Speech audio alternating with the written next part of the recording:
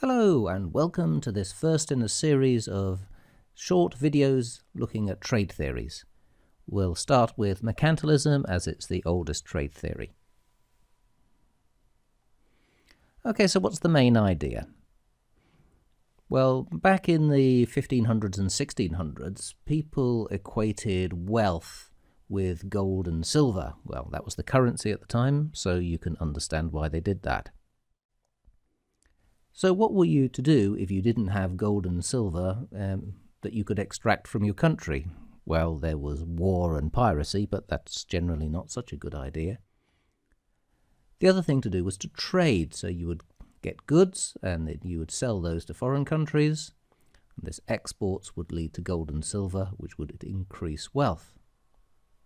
On the other hand, imports decreased wealth because you were sending gold and silver outside of the country.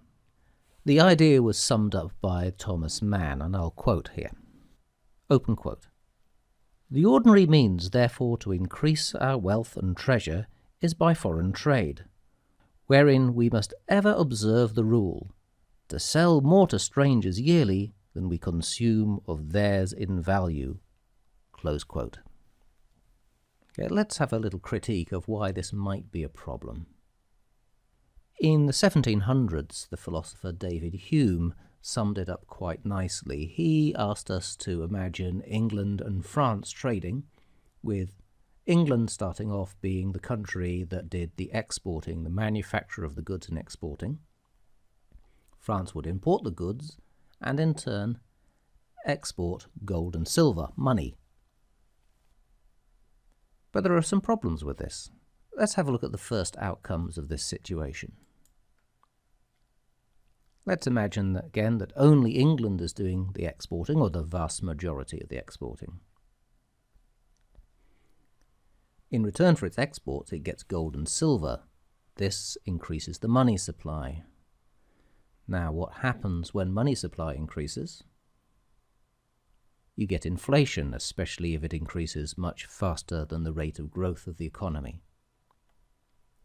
And in the end, this will lead to higher production costs and higher prices. The costs of the goods may be so expensive that the French can no longer afford to buy things, and therefore there won't be any exports from England anyway. Let's have a look at the first outcomes from France. In France, because they're exporting their money supply will decrease. This will have the opposite effect to what happened in England, and we will see deflation. And again, the opposite effect from England. This will lower French production costs because the inputs cost less money, the labour, and all the other things. And so French goods will be cheaper. So two things will have happened. France will have run out of money because it's been exported to England, so they can't afford English goods. And at the same time, their costs will have reduced to such a level where they will be cheaper than the English goods for the English. So we move on to the second outcomes. Now France becomes the exporting nation, exporting goods, and England becomes the importing nation, exporting gold and silver. So we go back and forth and back and forth. So this makes a nonsense out of mercantilism. It means that you can never actually get a long-term advantage or create long-term wealth, because by only exporting and not importing, you're taking all the money away from your foreign neighbours and competitors, and they can no longer buy your things.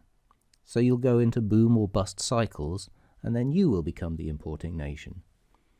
Later on, Adam Smith, in his theory of absolute advantage, showed that countries would actually do better by trading, and that sort of put an end to at least to the intellectual argument of mercantilism. And that was expanded further a little bit later by David Ricardo with comparative advantage. We'll have a look at those in the next couple of videos. So you would think then that mercantilism is dead. Unfortunately, it isn't. For many nations, and I won't mention their names, A trade surplus equals power. A nation with a trade surplus becomes a powerful nation, an important nation. So neo-mercantilists equate a trade surplus with power. And to a certain extent they are correct, but as we've seen before, it's only a short-term effect. Eventually your neighbours, your competitors will run out of money and you won't have a market to sell your goods to, and you will have a problem. And perhaps they will then start to export goods to you. But for the neo-mercantilist, this is not important. They're more interested in the short-term power and what that gives them in the world today. So that's an end to neo-mercantilism. In the next video, we'll be looking at absolute advantage.